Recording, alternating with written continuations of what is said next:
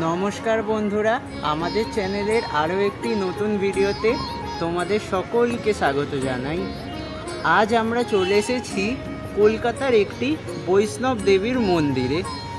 কেবল বৈষ্ণব দেবী বললে ভুল হবে, কারণ আজকে যে মন্দির প্রাঙ্গণে আমি এসেছি সেখানে আসলে তোমরা একই সাথে বিভিন্ন দেবদেবীর দর্শন পেতে পারো। কোথায় অবস্থিত এই মন্দির, কি এই মন্দিরের টাইমিংস, এছাড়াও এই মন্দিরের যাবতীয় খুঁটিনাটি তথ্য নিয়ে আমাদের আজকের এই ভিডিওটি। তাহলে চলো বন্ধুরা, বেশি কথা না বাড়িয়ে আজকের এই ছোট্ট ভিডিওটি শুরু করা যাক।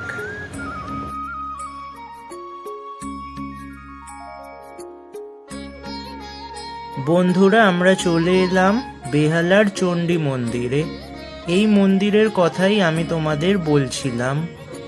চলো এবার মন্দিরের ভেতরে প্রবেশ করা যাক। মন্দিরে প্রবেশ করার পর ডান দিকে তোমরা দেখতে পারবে মাকে পুজো দেওয়ার সামগ্রী কেনার একটি কাউন্টার। চলো বন্ধুরা, প্রথমেই দর্শন করে নিই মা চণ্ডীর মন্দির এবং জেনে নিই এই মন্দিরের ইতিহাস।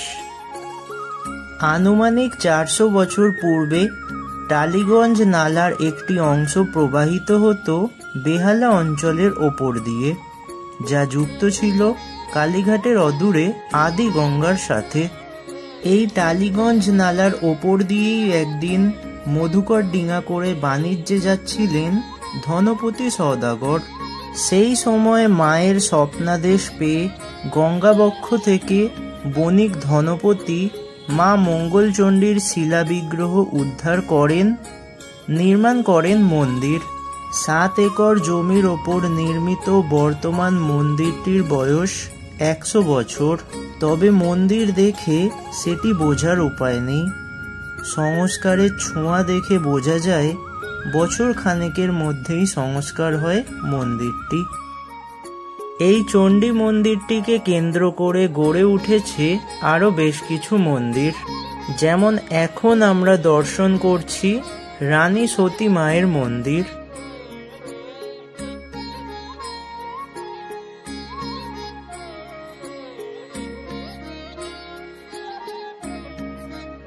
আরও কিছুটা পথ এগিয়ে আসলাম এবং দেখতে পেলাম শ্যাম বাবার মন্দির।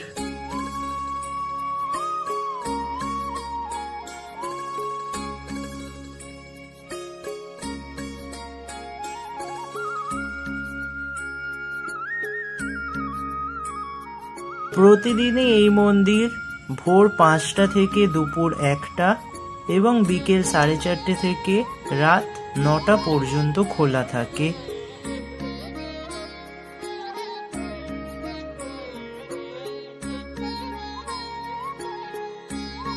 চণ্ডী মায়ের মন্দিরের ঠিক পাশেই অবস্থিত ভৈরবের মন্দির।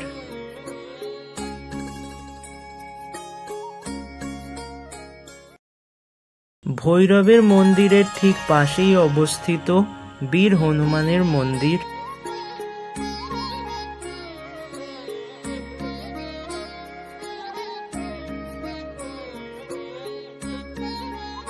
হনুমান মন্দিরের ঠিক পাশেই সারিবদ্ধভাবে অবস্থিত মা শীতলার মন্দির এবং রাধাকৃষ্ণের মন্দির।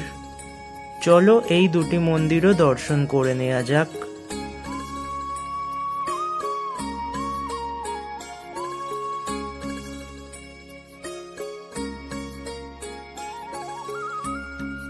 আদিগঙ্গা বা টালিগঞ্জ নালা বর্তমানে না থাকলেও যে স্থানটি থেকে ধনপতি সওদাগর মায়ের শিলাবিগ্রহ উদ্ধার করেন সেখানে এখন আছে একটি পুকুর।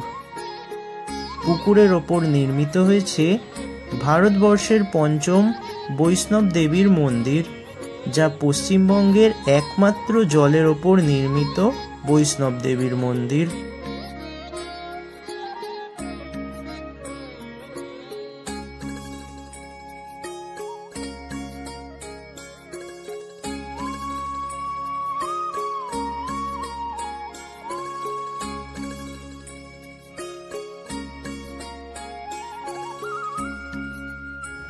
আমাদের কলকাতার বুকে জলের ওপর অবস্থিত প্রথম মন্দির হলো এই বৈষ্ণব দেবীর মন্দির। তোমাদের এই মন্দিরটি কেমন লাগলো আমাকে অবশ্যই কমেন্ট করে জানিও। এছাড়াও এই মন্দির প্রাঙ্গণে দেখতে পেলাম জিন মাতার মন্দির। মন্দিরের একটি অংশে দেখতে পেলাম শরীর চর্চা করার জন্য একটি ব্যবস্থাও করা হয়েছে। এছাড়াও এই মন্দিরে দেখতে পেলাম দুটি বিশাল হলঘর। মন্দিরে প্রত্যেক একাদশীতে অনুষ্ঠিত হয় খাটু শ্যামের ভজন, নবমীতে সতী মায়ের মঙ্গল স্তব পাঠ, এছাড়াও হয় রথযাত্রা।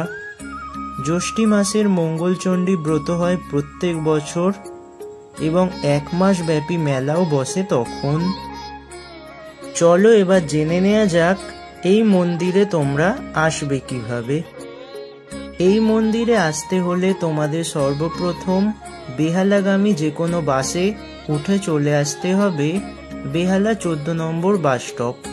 বাস স্টপ থেকে বাঁদিকে কিছুক্ষণ হাঁটলেই তোমরা দেখতে পারবে অটো স্ট্যান্ড। এখান থেকে অটো ধরে তোমরা খুব সহজেই চলে আসতে পারো এই মন্দিরে। আশা করছি আমাদের আজকের এই ছোট্ট ভিডিওটি তোমাদের ভালো লেগেছে।